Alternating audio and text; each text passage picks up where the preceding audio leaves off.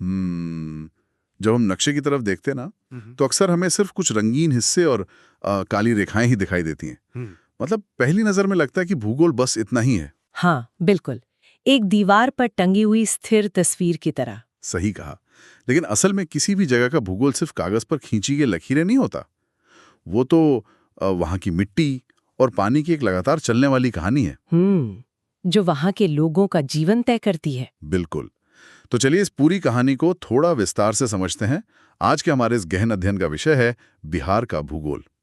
हमारे पास जो source document है geographyofbihar.pdf, उसमें कुछ बहुत ही चौंकाने वाले तथ्य हैं।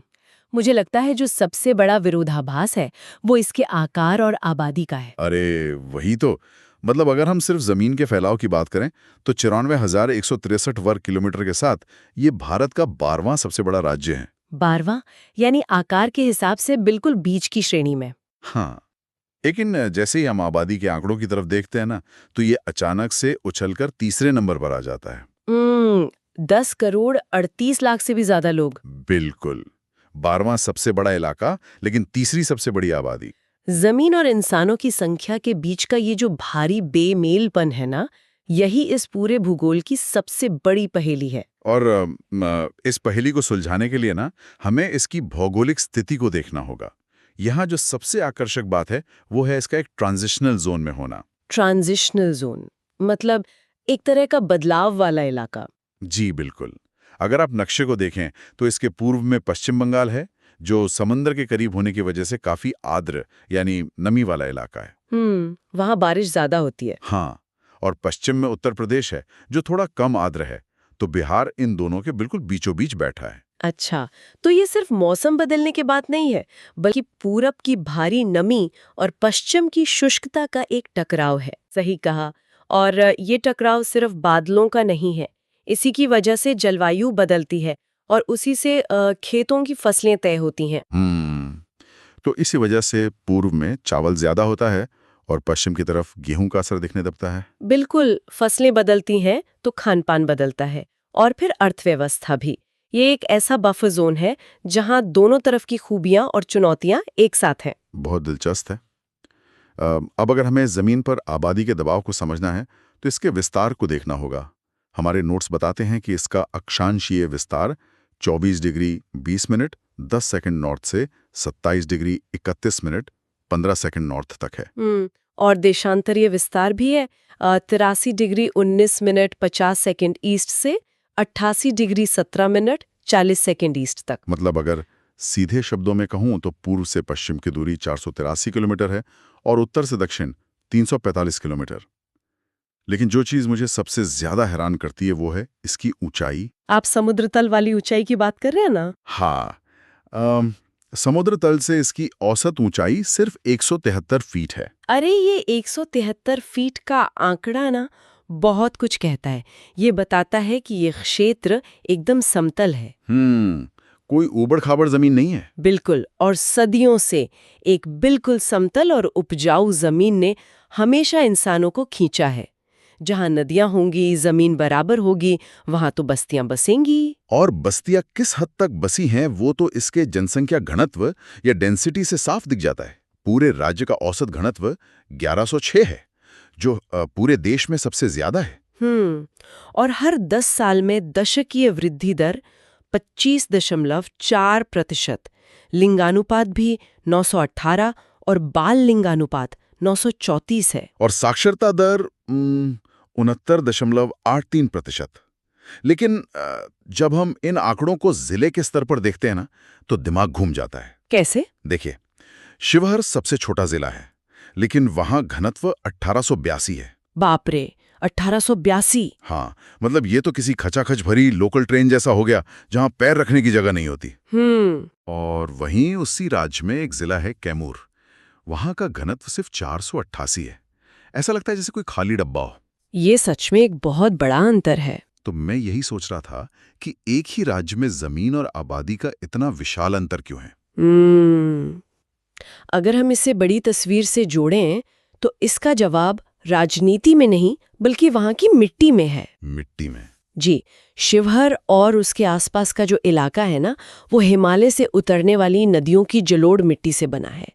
अत्यंत उपजाऊ जमीन। अच्छा, तो जहां जमीन इतनी उपजाऊ होगी वहां तो भीड़ बढ़ेगी। बिल्कुल, ये पूरी तरह से एक लैंडलॉक्ड इलाका है और उपोष्णकटिबंधीय क्षेत्र में है। तो लोगों का जीवन मैदानी इलाकों और खेती के इर्द गिर्द सिमट गया है। लेकिन इसके विपरीत कैमूर का जो इलाका है ना, वो थोड़ा पठारी और चट्टानी है। मतलब वहां खेती करना मुश्किल है, तो जाहिर है आबादी कम होगी। ये तो शीशे की तरह साफ हो गया। हाँ, अच्छा, अब जरा सीमाओं की बात करते हैं। ये देखना बहुत दिलचस्प है कि इसे चारों तरफ से क्या चीजें घेरती हैं। प्राकृतिक और राजनीतिक दोनों सीमाएं। बिल्कुल। उत्तर में नेपाल के साथ 601 किलोमीटर की सीमा है।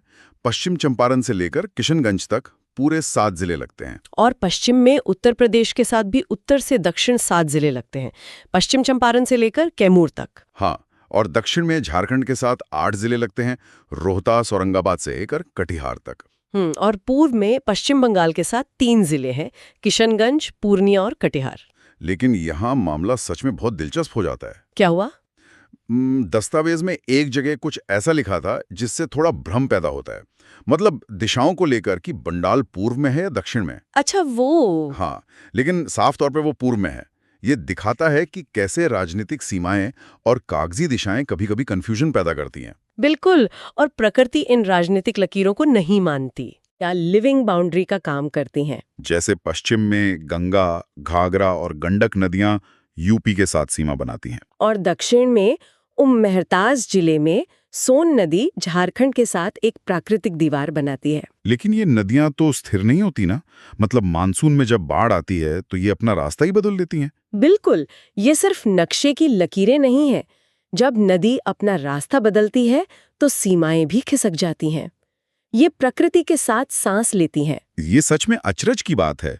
और जिन नदियों ने इन सीमाओं को तय किया है ना, उन्हीं नदियों ने इस पूरे राज्य को एक भूगर्भीय टाइम मशीन की तरह 3 हिस्सों में बांट दिया है। Time machine? ये तो बहुत ही अनोखा नजरिया है। हाँ, मतलब एक सैंडविच की तरह समझ लीजिए। क्या मैं इसे समझाऊं? बिल्कुल, समझाइए। तो देखिए, सैंडविच का सबसे निचला हिस्सा है दक्षिणी पठारी क्षेत्र, जो बांका से कैमूर तक फैला है। जो सबसे पुराना क्षेत्र है। एकदम सही। यहाँ नीस, शिस्ट और ग्रेनाइट जैसी बहुत ही पुरानी और कठोर चट्टानें हैं। यहाँ बाथोलिम से बनी शंक्वाकार पहाड़ियां भी हैं, जैसे प्रेतशिला, रामशिला और जेठियन पहाड़ी। तो ये सबसे पुराना बेस हो गया। हाँ, और फिर उत्तर पश्चिम में पश्चिम चंपारण में है शिवालिक क्षेत्र, जो हिमालय की तलहटी है। बिल्कुल। ये 32 किलोमीटर लंबा और 6 से 8 किलोमीटर चौड़ा है। यहाँ काफी नई चट्टानें हैं, नमपर्ण पाती जंगल हैं, सरकंडे और लंबी घास हैं। तो ये सैंडविच का ऊपरी हिस्सा हुआ। हाँ, और इन दोनों के बीच जो भरा हुआ है वो है बिहार का गंगा का मैदान।